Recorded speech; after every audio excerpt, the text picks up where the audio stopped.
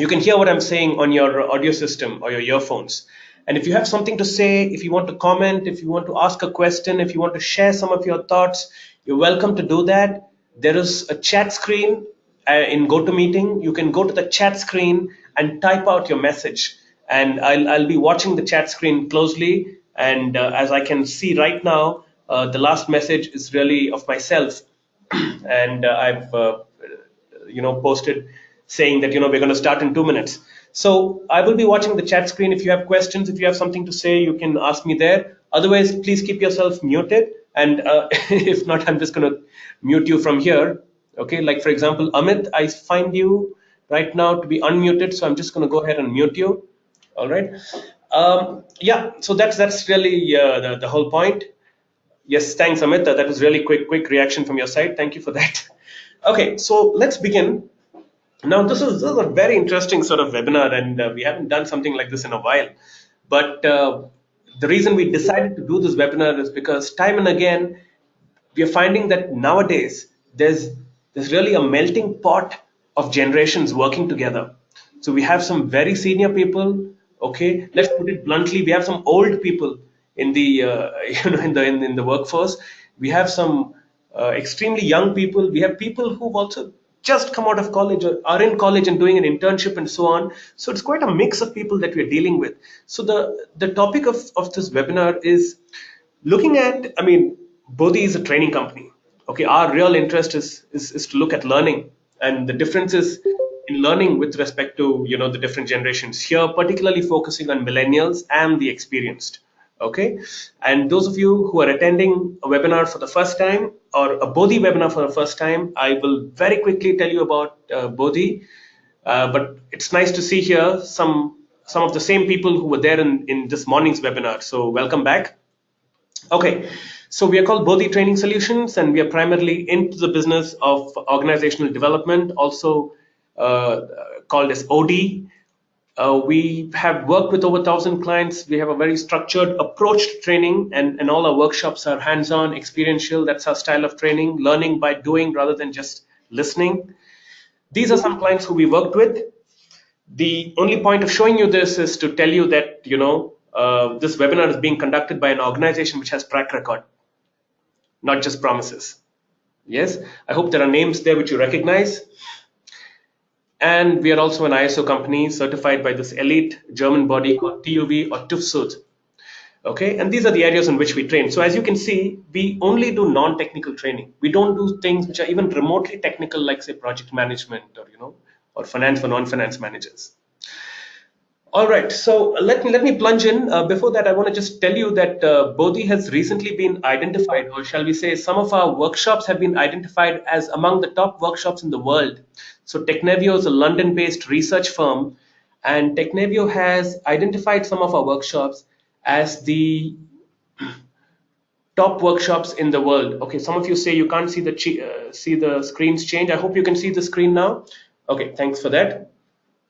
So Technavio is a London-based research firm, and Business Wire is an online magazine owned by Warren Buffett's Berkshire Hathaway. It's a Berkshire Hathaway company, and then this link will take you to the to what Technavio has to say about the top training companies in the world, and we have been identified among the top 7 companies for certain workshops that we conduct. Okay, so let me get into the crux of this webinar. So the focus really is, as I mentioned, there are different kinds of people who are working together nowadays. Okay, and this session is called looking at identifying learning differences between between the millennials and the experienced. So before I get into that, I want to take a look at who are the millennials and who are the experienced. I can see a lot of people here. In fact, it's interesting. This particular webinar itself has a combination of both millennials and the experienced. So as I run you through this, you will see where you fall. And the idea of doing this is, first of all, you can deal with people better, okay, if you know who they are. So one of the ways of understanding people, dealing with them better, is to actually know who they are, where they come from. And you've often heard people say that managers and leaders are able to lead better, they're able to manage better, and so on, because if they have people skills, if they understand people, if they know the human psychology, and there's all kinds of jargon and opinions thrown around on that. But my interest is to show you where this comes from, and that's the first part of our webinar. And once we are done with that, I'll also take you to some specifics in terms of what can you do, therefore, when you're dealing with people across generations. Okay, and I'll give you some examples of what I have practiced, which clients who I've coached have practiced, and so on. Okay, let me start with. By the way, here depression does not mean the mental depression. Okay, depression is the name of an era. Okay, it's the depression era, the depression generation. What does this mean? These are people who are born between 1912 and 1921. I don't believe anybody here on this webinar is from this generation. Okay, but it gets its name because it was the time in America when the Great Depression was going on. Then they grew up by about 1930, 39. Okay, very roughly. Their age right now must be 96 plus. Okay, and as you can see, this is a population that's rapidly declining. Obviously, they're rapidly declining because they're really old, and a lot of these people are dead, and the rest are dying soon.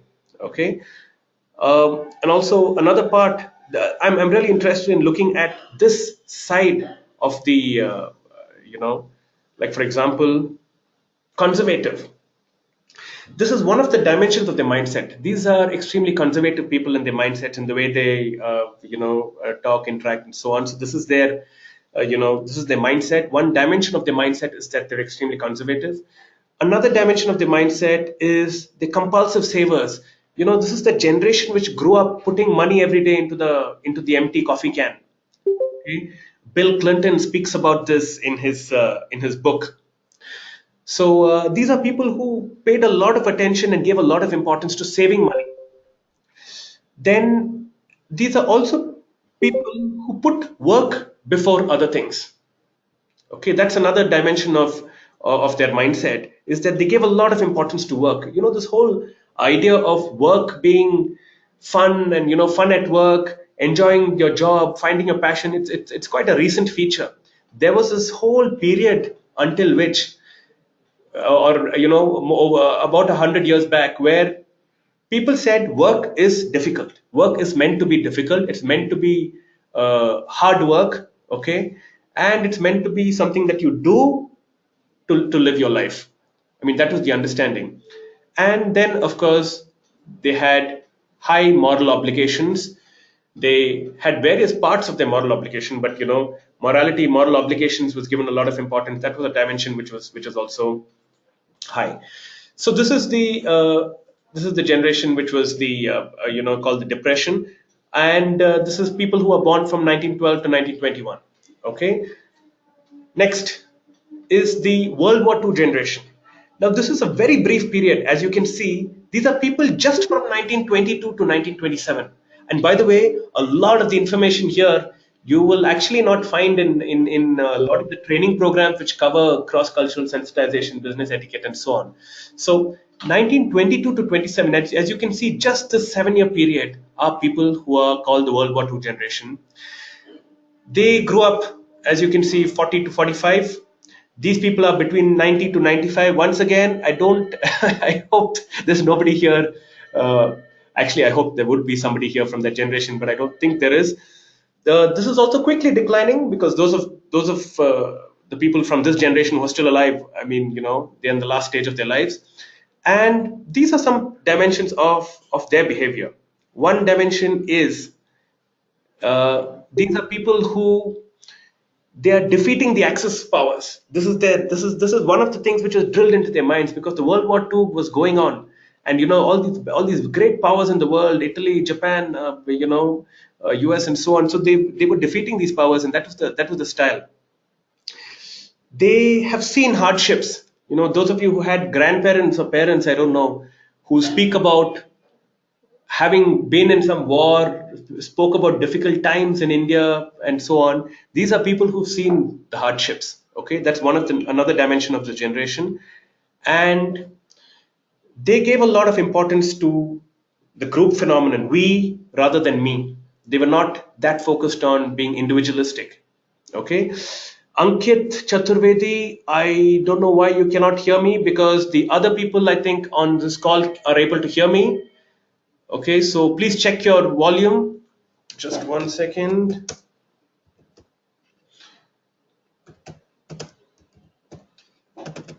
Okay, there you go. All right. And they also valued a peaceful status. I mean, that's understandable. Can you imagine a generation which was part of a war and a world war? Obviously, they valued being at peace, and that was given a lot of importance. Now, let me move on to the more interesting generations, and I suspect some of you might be knowing definitely people from this generation, or I don't know. Let's find out. Maybe there are also people from this generation. This is called the silent generation. These are people born between 1928 and 1920, 1945. Okay, they grew up between 46 and 93 and 63, sorry. Right now they are between 72 and 89. Okay, so anybody here from that generation, please give me a shout out. You can put something in the chat screen. Amit, Ankit, is microphone enabled? Okay, that's good. That's nice to know, thank you. This is also a declining generation, and they had some shrunk ambitions, because it was a period just after the war, and things weren't the same as it was before, and they saw the aftermath of the difficulties. They were also called the lucky few, because the fact that they were alive, and they heard about these stories and difficulties which were there during the war, and they were always seen as being lucky not to have been subject to that. They focused on their careers over activism. So, as you can see, the war got over, and people were focusing on actually starting a life, starting a career, doing certain jobs, and so on.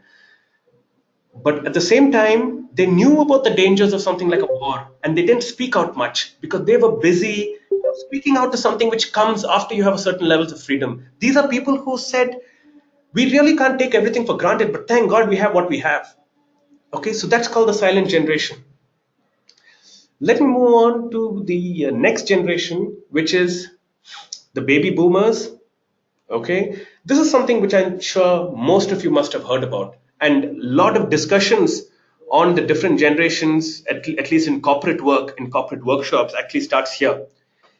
So, people who are born between 40s to the mid 60s. So, anybody here from that generation, you can just put up a hi on the screen so that so that we'll know. Born between these people grew up between 1963 to 83. They're right now between the ages of 62 and 82. That's the age group we're talking about. And as you can see, most people in this generation are either retired, or they could be. Oh, Mahesh, nice to see that, Mahesh. So you can all say hi to Mahesh. So Mahesh is actually a baby boomer. Okay. Uh, these people also are people who felt privileged. They are people who felt privileged to have the life that they have. Other dimensions of their mindset, they were the ones who were redefining traditional values. So can you see slowly these people are people who started questioning things, started questioning. I mean, can you imagine what happened during the 60s and 80s?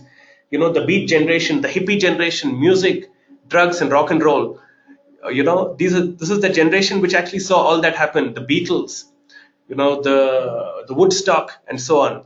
They expected the world to improve, and in fact, not just expected, they wanted to partake in that improvement. But as they moved forward, they could also see a marked increase in consumerism. This is the time when things started getting sold, automobile. People started buying cars, houses, people started getting rich, spending money. Spending was given a lot of importance. So this is a generation which was subject to all that. By the way, I'm sharing each of these with you because knowing this background is fundamental to dealing with these people better and understanding their learning style. Okay, so that's another generation. Sanjeev says current age range not correct, 62. Okay, fine, Sanjeev. One second, let me just see what you've typed in. Once I open this chat screen, born in 55. Okay, fine. So thanks, Sanjeev. Thanks for that. Next, we have the Gen Xers. So the Gen Xers are the people who were born from the mid 60s to the early 80s. So as you can see, if you check on Wikipedia, if you check on different websites, different forums would define this a little differently. You will find some forums which say early 60s to mid 80s, or sometimes they would say early 60s to early 80s, and so on. There's still a lot of debate about you know exactly which year onwards. So I've kept it a little general here, saying mid 60s to early 80s. So these people grew up between 83 and 2000. So what that means is somebody who was born in 1960 or in the 60s became 18 or 20 by around the early 80s.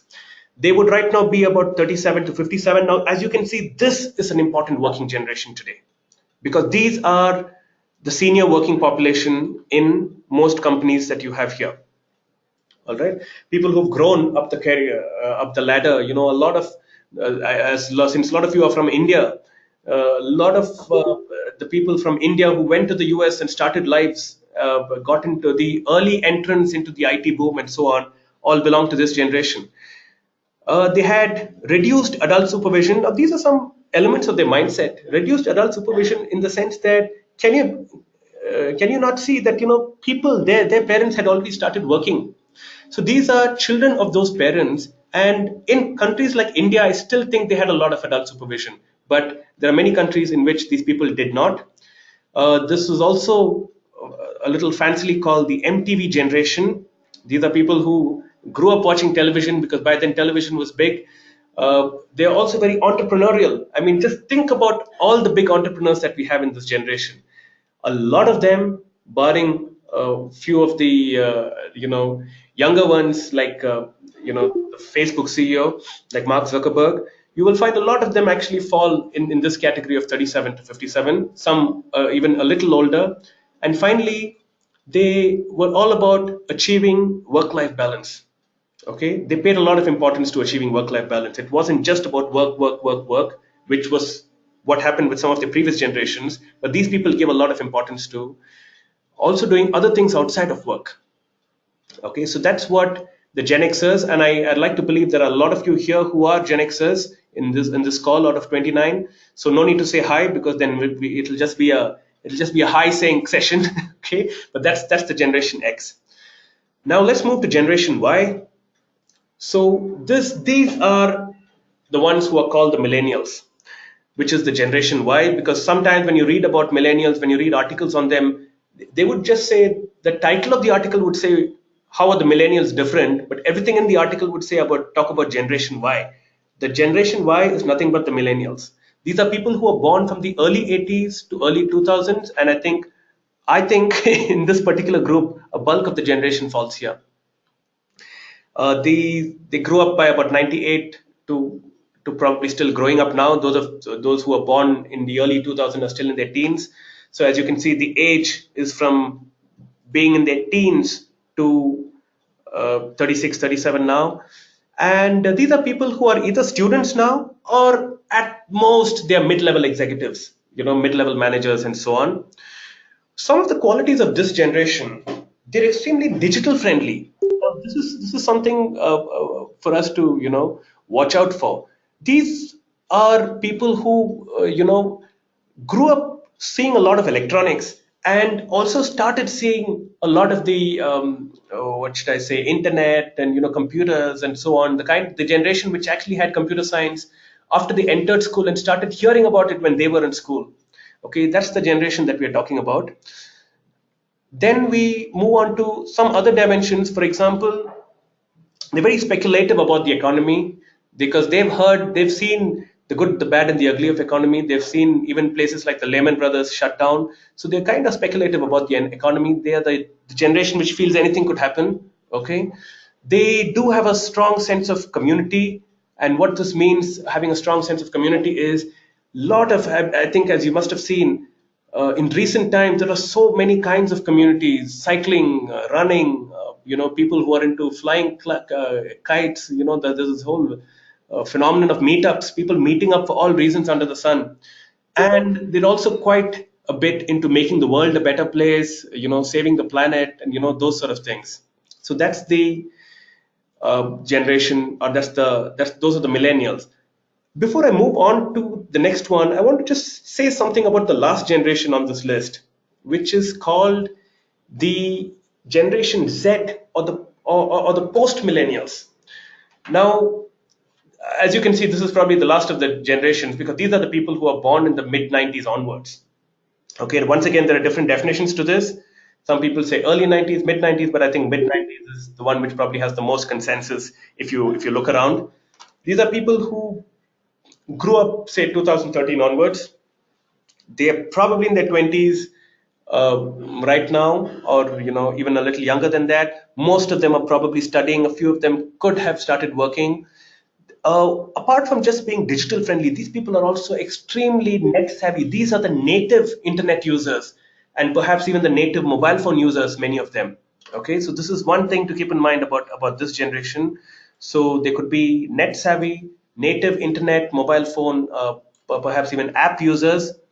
They also look after money. They're pretty good at looking after their money. A lot of importance given to investment. They grew up knowing the importance of investment beyond just what do you call fixed deposits. And at the same time, they could also be quite risk averse. So as you see, the previous generation, or the one before the previous, were more entrepreneurial. These are people who could be a little more risk averse, and they are also into making the world a better place, saving the planet, and those sort of things. Okay. Okay, so there you go. Those are about the different generations. Now I want to move into this being a backdrop, or perhaps the first 25-30% of our webinar. I want to move into taking a look at, now that we know this, so what do we do? What are some challenges that we've faced, and so on. So I want to give you some situations, and I also want to tell you how these situations were dealt with. And in the process of doing that, I'm hoping that I'll throw more light and give you clarity on how you can deal with people around you. Before I do that, I want to just tell you that this is not, I mean, in many webinars like this, there's a tendency to think that it's about the older generation dealing with the younger ones. No, it's also the younger generation dealing with the older ones. Okay, it's the younger generation dealing with each other, and it's the older generation dealing with each other, the younger ones, and then the rest of the bandwagon. Okay, okay. So let me ask you this question, and I'd like you to put up your answer on the chat screen. What do you see is one big difference between your generation? Okay, it doesn't matter which where you belong in this spectrum. Okay, you could be a millennial, you could be anywhere else, but what do you see as one big difference between your generation, okay, and your parents' generation? Okay, I'll give you 1 minute. I'll give you exactly a minute to think about this. I want you to put your answer on the chat screen. You don't have to direct it just to me. You can send it to everybody. What do you see as one big difference between your generation and your parents' generation, specifically focusing on mindset? Okay, it's focusing on mindset. Tell me, what do you think is a big difference? Okay, your time starts now.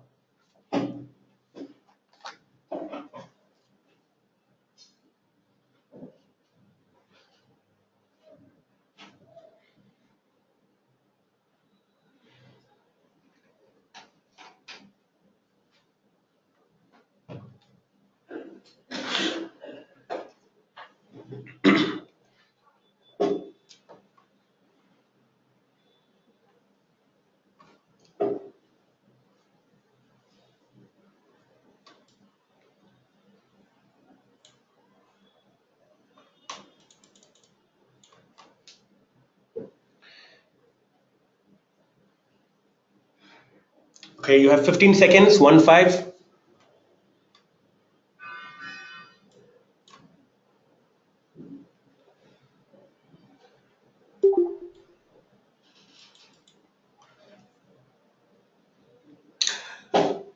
Okay, that's good. Thanks for that. Okay, let me just see what kind of responses we have. Okay, Brahma says respecting others. Rakhil says risk takers. Or Rakhil, I don't know who are the risk takers. I presume it's your generation and not the previous. Sadhana says rigidity and at time old school of thought. Okay, thought. Yes, thanks, Sadhana. Bipin, we are more open and accepting others. Okay, Chetan, slow to change. Okay, I presume you're talking about the previous generation, Chetan. Okay, Sneha says not taking risks. Mairaj says restlessness is more now. Okay. Shankar says, I believe my generation is more about challenging authority, being rebel type. Okay. Vandita, openness to learning. Okay, I believe that this is the current generation you're talking about. Bhavesh says, more liberal approach towards life. That is the millennials. Okay. Nisha says, in our attitude, more relaxed, they worry more. Okay. Divya says the craving for more exposure. I think that's true of the current generation. Chetan says slow to change. We are willing to explore new options. Sadhana says Mahesh conservative, saving tendency, many insecurities. That's the previous generation. Sneha says believing in staying in comfort zone. Okay, Suhaib, parents always have a choice, long-term benefits. Okay, and Shankar says, whereas I feel my father's generation was more about traditions, following authority. So Amit says we're more busy. Okay, know the value of money. Okay, that's interesting. Thanks for that, Shivatanu. Roser, older generation were much politer, while we are more assertive. Shivatanu says lack of relationship in this generation, high efficiency. Okay, the rest of the answers you can read out. Okay, well there are just three more. Bhavesh says non-conformist. Veeralakshmi says older generation more tradition. Rajesh is not practical, and Irfan says we are running out of time. Okay, fair enough. So thanks for that. Thanks for all these references. So here's the starting point. The reason I asked you this is because this is the first idea to keep in mind. Well, I'm most of the work that I do is related to applied psychology, and one of the foundations, one of the ideas to keep in mind about applied psychology is to observe people from all walks of life and identify what is it that makes them unique. Okay, what is it that makes them apart from who you are? So this is the starting point for you to deal with people from any generation. So the next time you're working with somebody, and if you see someone from a different generation, different background, different company, education, social status, whatever, look at what makes that person different, okay, from you. At the same time, also look at what makes that person similar, okay. This is even more important when you want to get along well with each other. Knowing what's different helps you understand where there could be a potential conflict and what you need to watch out for. But knowing what is similar really helps you understand where you can connect, where you can build a bridge. Now, I'm not going to ask you to do this, but I encourage all of you to think about the same generation, your parents' generation, and look at what is similar between your generation and your parents' generation. There's no need to put this up on the chat screen, but you can think about this for yourself. Like, for example, I've asked this question of many people, and the answers that I've heard are things like both your parents' generation and your generation both wanted to be happy, both gave a lot of importance to earning, both gave importance to things like respect. Both the generations valued certain basic things like security, valued certain basic things like food, shelter, clothing, and so on. So one thing which I suggest to you before we even discuss some of the other ideas is to look at similarities and build on them and talk about similarities.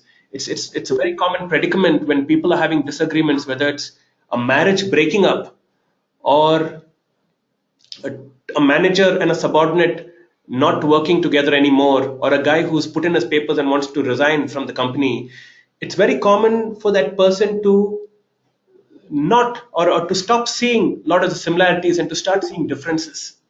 When relationships build, people start seeing more and more and more similarities, and when relationships break, they start seeing differences, and at one point the differences become so high that the relationship itself becomes meaningless. Okay, and those of you who have been in any sort of relationship which fell apart, I'm sure you would relate to what I'm saying. So one of the clues that we gain from this is, irrespective of which generation that we're working with, it's important for us to look at similarities, and that's a good way to build relationships. Now, from a learning perspective, what are some things that we could do? Now, wherever you see this alphabet M, okay, which is on the right bottom or left bottom part of your screen, this means we are talking about millennials. Millennials means it could be generation Y or even generation Z. I've classified all these people as millennials. Generation X and backwards, I'm calling experienced. Okay, and then you will see the a symbol of E. But wherever you see this M, which you find on the left bottom of the screen, we're talking about millennials. Okay, so what are we talking about here? One dimension of learning for you to keep in mind, as you can see on the screen, these people are extremely social media friendly, the millennials. Okay, some have picked it up during the course of their lives. Some are born with an iPad and they've learned to use it and use it. Nobody had to tell them this is how you use it. It just came to them naturally. They looked at it, figured it out, and it's not uncommon for you to meet some parents who say, "Oh, my son, he's so smart. He knows the iPad in and out. He can use." Of course, he's going to know it in and out. It's like how we knew how to roll, a dice or rotate a wheel or bounce a ball almost instinctively. Okay, so it's like that. What you're exposed to, you get to know more of. So first thing which you need to keep in mind is that these people like to communicate through the social media. They like to learn through the social media. They like to build relationships and build connections through the social media. How is this relevant to learning? Well, it's relevant like this. If I look at our clients, both these clients, we actually have a decent number of clients who are moving on to the online platform, who are actually not wanting to do classroom sessions, who are saying, can we do this online? Can we do this through live virtual classes? In fact, Bodhi, we ourselves launched some live virtual classes because there are a lot of people who wanted it. Can we do this through e-learning? Can we do this through app-based learning? I mean, you'll be amazed to know how many apps there are just for learning anything. It could be learning how to do certain exercises and getting a six-pack abdomen, or it could be learning a language. Especially in the field of language learning, there are a huge number of apps. I think you should check them out. What does this mean for you as a trainer or for somebody who wants to use this? One is for yourself personally. I would suggest, irrespective of whether you're a Gen Xer or a Gen Yer, it would do you good to explore. I mean, what do you think you're doing right now? The fact that you're sitting in front of the screen and listening to me and watching this webinar means you've tapped into this new style of learning. There's a lot of learning opportunities out there. I don't want to mention any websites in particular, but if you go online and search for different learning platforms, you'll find them. You can do online courses, you can do free courses from the best universities in the world. And if you want a certificate, if you want some sort of accreditation, you can pay anything between $25 to a few lakh rupees based upon what kind of course you want to do. But there's a lot of that happening.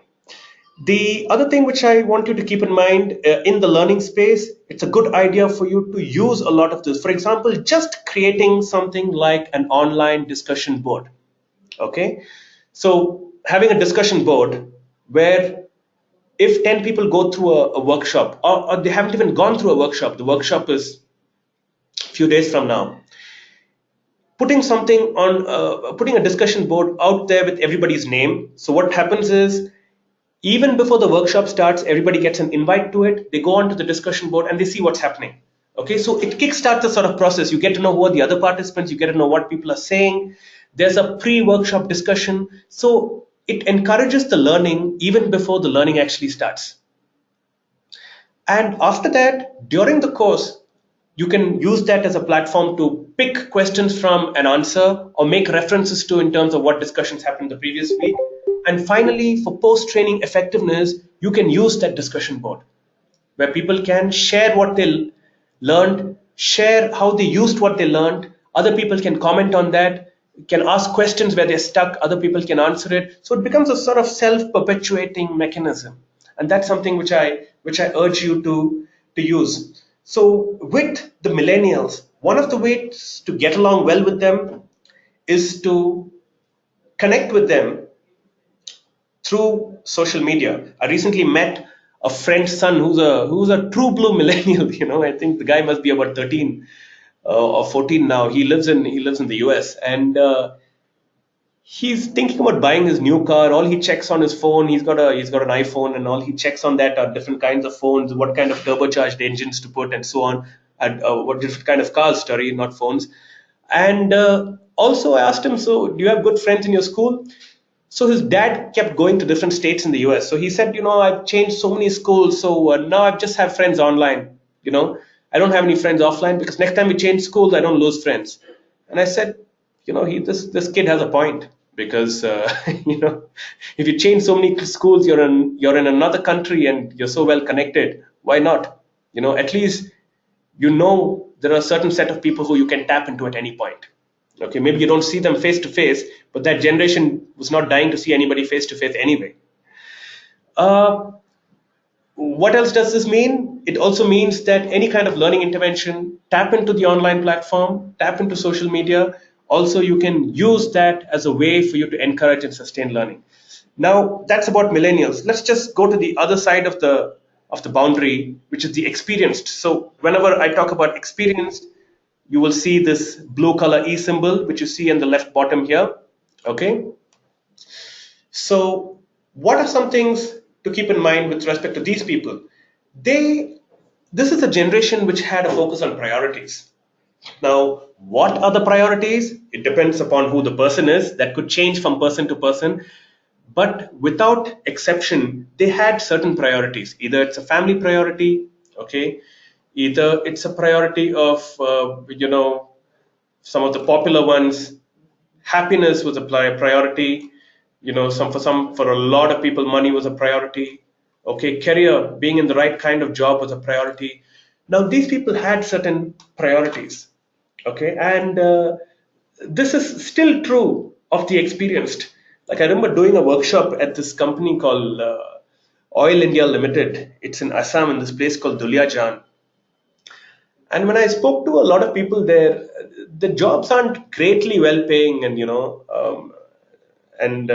greatly prestigious. But at the same time, a lot of people worked there because they started work at something like 7:30 and ended at something like 3:30 or 4 o'clock. They had the evening to themselves. They went and played golf. It's like living in a township in a place like Jamshedpur and so on. So they valued that, and they said, I don't want to trade this.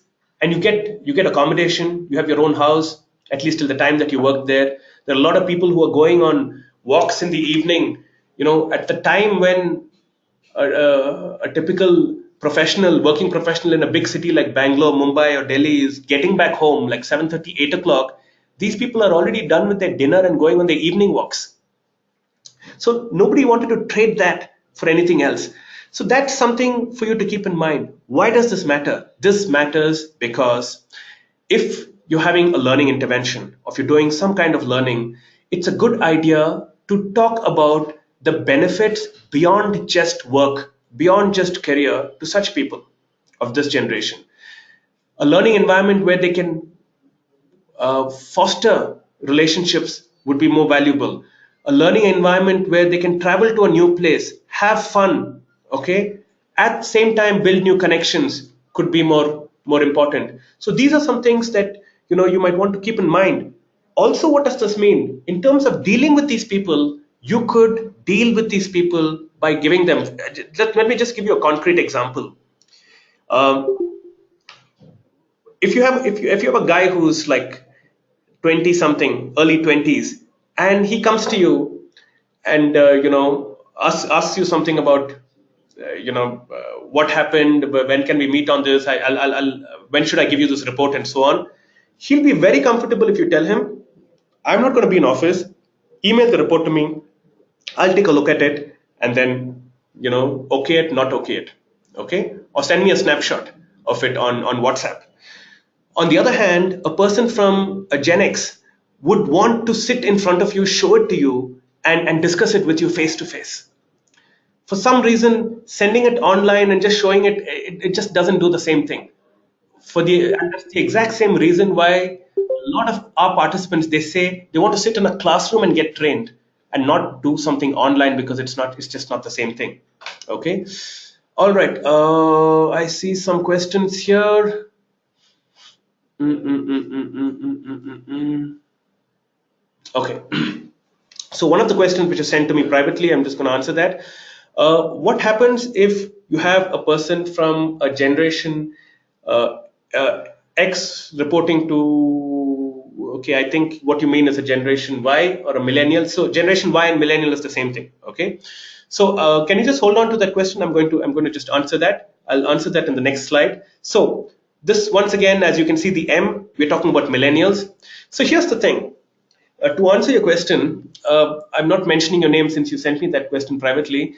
The If you have a Gen Xer, okay, let's just get down to what it looks like. If you have an old person, somebody who's in his 50s, reporting, or and the subordinate is much younger, early 20s perhaps. What can I do to deal with this person better? One is, speak in that person's language. For example, connect with that person more on social media. Recently, one of the world's leading figures, who's this lady who's been studying technology. Her name is Sherry Turkle. She gave a TED talk some time ago, and she shows in that TED talk a picture of her daughter and her friends. Okay, and she says that's my daughter and her friends hanging around together or hanging out together, and they're all sitting in the room, one on the bed, one on the floor, one on the chair, one standing, all of them on their phones. All right, so that's really what this generation, the millennials, can relate to better. So it's a good idea for you to connect with that, sending them messages, connecting, speaking their language, while at the same time perhaps educating them about what it means to have the human touch. The other thing, as you can see on the slide, for the millennials, freedom is a big thing, which is why you will see uh, options like work from home. A Gen Xer doesn't really mind coming to office and sitting there. In fact, he would like to come to office. But a millennial would like to work from home, work from anywhere. The Virgin Group, sometime back, they launched the no leave policy. Basically, it doesn't say you don't have leave, but it says you can take leave when and where you want, as long as clients and work is not impacted. Okay, some things like this go down really well with millennials, and they're likely to also be the people who would respect it and work with it quite well, as opposed to look at it as a way to run away from work. So if you can tap into that, if you can tell this person, look, Mondays you can come half a day late, but I want you to finish these things. He might want to stick with your team just because he has that privilege, and that means a lot to him. Or telling this person, Friday you can leave a little early, but I want these things to be done. Once it's done, you can get out of office. There's no need to be here. These things, any element of freedom, means a lot to such a person. Or if you tell a sales guy, you don't have to come to office, you can work from the field, just let me know where you are, which meeting you went to, what happened. And at the end of the month, I want this much of revenue in the kitty. Sitting here and looking busy is not going to help. Okay, so this sort of, any element of freedom works well for these people, which is why you'll also see a lot of people trying to start something on their own, trying to be their own bosses, trying to get into really alternative fields like photography, art, music, becoming a YouTuber, and so on. Bipin, I see that you have a lot of difficulty connecting. I hope your connection is better now. You're able to hear us. Okay. Okay. What else do we have here? Sadhana Rao. Sadhana says could also use transactional analysis to take care of such concerns. Well, Sadhana, transactional analysis is a very wide field. You can certainly use it. It's a fantastic field. Transactional analysis also is extremely useful, not just for diagnosis of how the other person is dealing with you or where the other person is coming from, but also to deal with the other person better. Just a point to keep in mind with respect to transaction analysis, Sadhana, since you asked this, is that you need to make a distinction between the parent, adult, and child of transactional analysis. There's no connection between that and the generations that we spoke about. So I don't parent, adult, and child are ego states. A young person could have it, an old person could have it. All right, so if you're using ta, just do keep that in mind. Who else? Shivatanu says how to handle an M who is misusing the benefits of offering to him or her. Example, they don't want to concentrate or take work seriously. Yeah, so here's the thing. one of the big mistakes that we make, I think, Sivatanu, this is your question. So one of the big mistakes that people make is, they tend to plunge people in. You join a new organization, you induct a person, and then you throw them into the deep end. If you feel that there is somebody like that, I think one good thing to do is to first of all concentrate on the ultimate outcome of work. If it is a weekly target, if it is a weekly revenue target, then on that. If it is a weekly completion of work target, on that. If it is a monthly target of finishing certain things, then on that. That should be the most important thing. After that, any kind of freedom, liberty should be given in small doses. The idea is not to, give them freedom more than, what they can handle, and finally they're spoiled, and then to bring them back becomes a Herculean task. A better thing to do is to very, very gradually delegate that freedom to them. Okay, it might just start with, make sure this is done. Once this is done, you can leave work only on one day of the week. See how that's going. If you feel it's being misused, now it's not late to correct it. You can tell that person, please be in office till 8 o'clock. Okay? And then that person realizes that the freedom he had also is taken away because he didn't know how to use it. And the next time you release a small amount of freedom, the person knows how to handle it better. Okay, so that's something that you can look at. So since some of you just came in and went out, so first thing is communicate with them, speak their language, look at priorities for the experienced generation, freedom. Okay, so this is also something to keep learning in mind with respect to freedom. It would do you a lot of good for people. Like, for example, there's a friend of mine who's doing his MBA in the US, and some of his tests, they give you the test. You can do it from home, you can do it from anywhere on campus, you can surf the internet, you can search any book, you can ask anybody. They just want you to finish it. There's so much of freedom. It's not sitting in a classroom and just at a desk and finishing a test or an exam. No. They're saying you refer to whatever you want to, you look at wherever you want, you ask who you want. Okay, I don't care as long as you finish this. Because at the end of the day, once you finish that MBA and start working, you have access to all this. Can you at least then find the answers? That's the whole point. All right. Okay, makes sense, Vinesh. Thanks, Shivtanu. Mahesh says the emotions of the millennials are a bit in the fluid state. How do you balance while handling them? Well, Mahesh, I think you might find fluid emotions with millennials as well as with experienced people. One of the good things to do is to keep relationships transactional in the beginning so that emotion is not a big part of the work that you're doing. And by the way, I'm not suggesting that do not make work a fun affair, do not bring emotions, positive or negative, into work. I'm not saying that. I'm saying to begin with, let it be transactional. Let it be about X number of things, finish it by this time.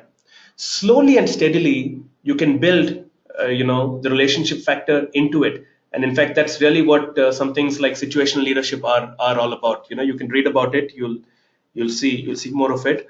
Okay, next, the as you can see the E here, this is about the experienced. So while the millennials wanted freedom, one of the dimensions of the experienced that they were pretty good risk takers. As I mentioned to you, if you look at some of the top companies in the world, the Google, Apple, Microsoft, and so on, all started by people who are part of Gen X. Okay, who are actually in Gen X right now. So these are people who took a lot of risks. Okay, and this is an important dimension. So when you deal with these people, which is why something like outbound training might particularly work well with that generation.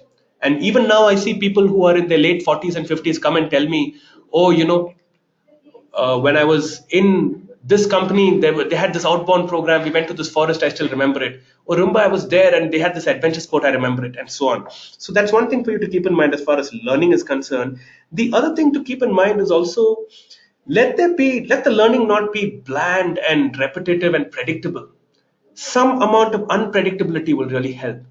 What does this mean in terms of dealing with them and working with them? One thing that it means is tell them about the risks, but also tell them about the benefits of taking those risks. The whole term, what the risk. This is a generation for whom what the risk really works. Okay, and once they know this, they're able to deal with that a lot better. Okay, so I have one more big idea, so I'm just going to move on to the next slide. So here's another big idea with respect to the millennials. The millennials are actually far more global. What this means is this is a generation which will probably have friends in different parts of the world. The number of international schools that are coming up or that have come up, which children are graduating nowadays. I recently went for the graduation of one of my friend's daughters, and I was just surprised to see every single kid in that batch. This is an international school in Bangalore, was going to some university in the US, Europe, or Australia to study. And it was not the case in, for example, the school that I went to and the people who passed out of my school. So the and I did go to a fairly good school. So the it was interesting to see how the scope has increased so much.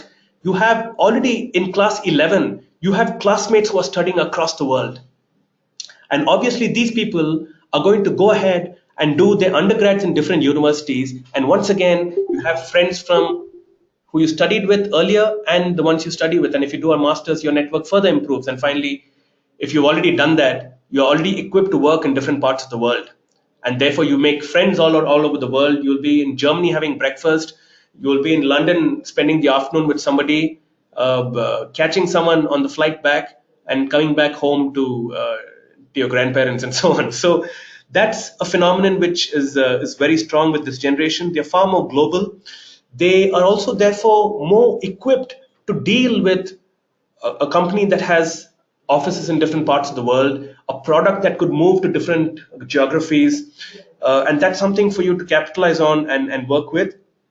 From a learning perspective, even mixing up, nothing stopping any of the trainers nowadays from doing workshops which will be benefited. Like, for example, strictly speaking, this webinar, though we've only marketed it in India, anybody across the world can attend it. Okay, so there's nothing stopping them from doing that. So those sort of interventions are gaining momentum.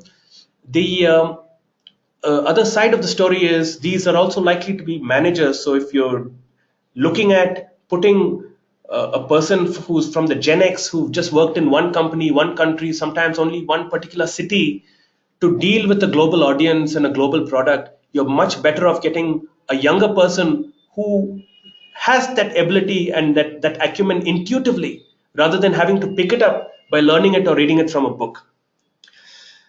Okay, what other questions do we have here? Attitudes of millennials is something to take into consideration. How do we handle their arrogance and tantrums? Okay, one of the things, I mean, this is a question, I think the very valid question. I don't know who asked this. One second, I don't see your name here. Okay, but whoever asked this, your name says it's still waiting for the name to come. Okay, one second. Still, you're not able to hear. I think please check your audio because I think the others are able to hear me. We will anyway share the recorded version of this, so don't worry. Okay, so how do you handle I mean, it is not just the millennials. Recently, I was talking to one of our clients, and they have a lot of millennials, and not only are they millennials, they are the millennials from very elite pedigrees. And when I say pedigrees, I'm talking about pedigrees in terms of education. So they went to, I don't want to name the institutes, but the leading technology institutes in the country, and also they have MBAs from the leading B schools in the world, and they're reporting. So they're sort of in their mid 20s, and they're reporting to somebody who's in his mid 50s, 30 years older, somebody who's almost somebody who's a Gen Xer. Now this person was asking me, I was talking to this Gen Xer, and he was asking me, how do we deal with this? So I said, look, I don't know what the weather here is, okay, but there are some things to be taken into consideration. It's a two-way street. You have advantages, you have disadvantages. And one of the problems in dealing with the situation is that you have to accept that sometimes the problem is, in fact, with the Gen Xer. And sometimes the arrogance or the problem is in fact with the Gen Wire. All right. So this being the case, it's important to examine both of it. And when I did a series of coaching sessions recently, this is what helped one person who had a lot of people in his company that started a new division which had a lot of young blood, and that division was into innovation, and they'd taken people from the really elite institutes. And what really worked well for this person was one thing is to look at this for this Gen Xer as a learning opportunity to say, these young kids know something which I don't know, and I'm going to pick it from them, and I'm going to learn it from them. Okay, and I'm perhaps going to make them the sort of leaders of those ships, the captains of those ships, and let them take it forward. And that's something that helped. But in terms of dealing with it directly, this arrogance often comes from a place of, I know some things that you don't know. I'm better at certain things that you are not. And I think once that's established, I think it's a good idea to. So this gentleman said he was very smart with the product, but once when I took him on a sales call, and he had never sat in front of a sales call, in front of a client, close the deal and come out. Okay, so I told him, I mean, you're very smart and arrogant and all that. I mean, I didn't tell him I was arrogant, but you're very good at what you do. So you walk in, you handle the call. I'll just sit there and watch you. Okay, and if you need my help, you just let me know. Okay, you pull out your pen. If you pull out your pen, I know that you need my help, and I'll step in. So this young guy, this millennial, he walked into the meeting. By the way, this is a contract negotiation. It's not really a product. Okay, it's a contract negotiation. So this young guy walked into this meeting. He started, and finally, it is not getting closed. Then he said he was about to wrap up the meeting, and nor did he want to, perhaps because of his arrogance, nor did he want to pull out his pen and say, I need your help. But towards the end, this Gen Xer said, I can't walk out here. We've come all the way to a different city. I'm not going to go back to Bangalore, uh, not having sealed the deal. So he steps in and he says what he has to say, and he closes the deal. They sign the contract, shake hands, and walk out. And he said after that, this guy, he's able to shut up and listen to me. He's able to do what I ask him to do. He's able to follow me, and I have a lot to learn from him, and I'm willing to learn from him. But now he realizes it's a two-way street, and it's not that I'm the manager, but he's the actual manager, and that's not the case. So try that out. I think that's something which will really work. I know we're running out of time, so let me just move on to the last slide. I'm sorry. So this is once again the one of the great advantages of the Gen Xers. As you can see, the E stands for experienced. So one of the other benefits or advantages of them is that they're really good at working hard. Often I hear people saying, oh, the young generation, they want to grow fast, they want promotions too quickly, they just join and they want to work in some elite technology, they just join and they want to travel abroad. These are people who've been used to working hard and then getting perks, and not the other way around. Not getting the perk fast and then I'll work hard. So this is the generation of people who worked hard. And what does this mean? If you are a young manager, or even if you're an experienced manager, you could capitalize on this mindset and attitude of people, where they could you could get them to do a lot of things by sheer hard work and commitment to the job that they're doing, and use that well. And so if you want somebody to go live in London for a week and finish up something, you might want to send somebody who you know is going to be committed and do the hard work, rather than sending somebody who's going to have a party every night, but you're sending him out of fear of not wanting to lose the millennial, you know and these things happen. So that's something which I'd like you to look out for. So folks, I think that really brings me to the end of this. We are at 4 o'clock, but if you have questions, I'm happy to take them. If you have some more questions, I'm happy to take the questions, and I will be here for a few more minutes. I know that I've slightly overshot time, but I hope you found this useful. I hope you're going to put this to use, and in fact, some of the earlier slides that we discussed, I want you to go out there and just try using them, and you'll be amazed at how wonderfully it works. Especially some things like using freedom, especially some things like working hard, especially some things like connecting with people on social media. The moment you're able to do this, I recently met one of my nephews. He's talking about another aunt of mine with the special sort of connection with her, saying that she Snapchats with me. It suddenly feels like because she Snapchats with him, they have a special connection which he doesn't have with the others. Okay, so try them out. If you have any questions, please put them up here. I'm gonna answer them. I'm gonna be here for a few more minutes.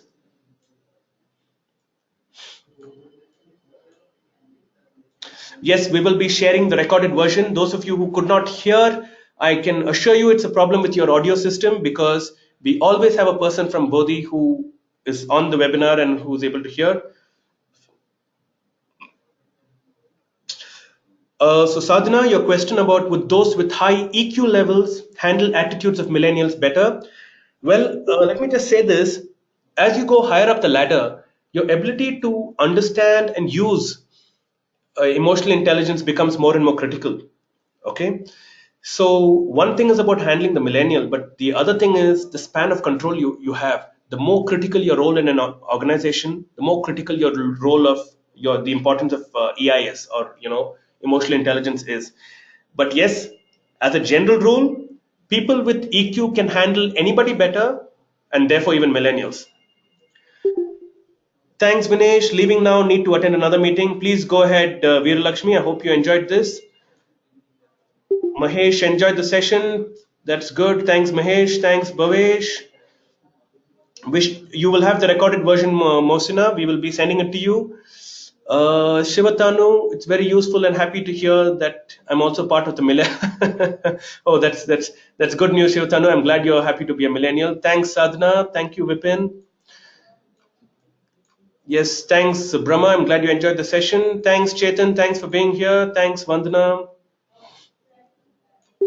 Thank you. Thanks, Mahesh. Yes, Rajesh, thanks for that. Thank you very much. I'm glad you found the session useful, Jyoti and Mairaj. Yeah, I think Mairaj, when people are from different generations, as you ask, the problem is when trainees are from both generations. I think you need to just keep in mind when that happens that one option is to mix them up so that they learn from each other. Another option is to separate them so that each of them deal with their own challenges. And the third option is to understand that there are some universal things which work across generations. It doesn't matter whether you're a millennial or you're a Gen Xer. Feeling bad is feeling bad. Feeling excited is feeling excited. So I think that's something for you to capitalize on. Thanks, Neha. So thank you very much. Thanks, everyone. I hope you found the session useful. Have a great day ahead and have a good weekend ahead. I shall see you in the next webinar. Thanks for your time. This is Vinesh Sukumaran from Bodhi signing off. Thank you.